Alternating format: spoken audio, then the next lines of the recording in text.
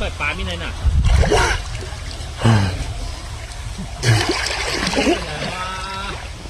ใช่เราปลาในมือไหนรับตื้อมันได้อ่ะหรือใช่เลย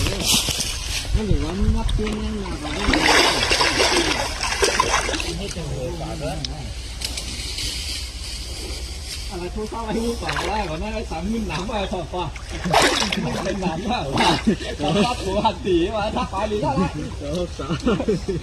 ถึงมัดด้วยหลังต้นซ้ำไม่ได้เป็นหนามไปว่าหลังกูมีดีแล้วปลามุ้งในความไทยห่วงหังฮะ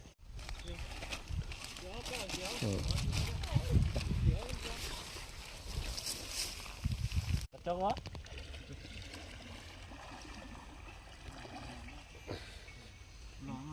น้อยไล่ปลาในถึง2 ตัววิจัย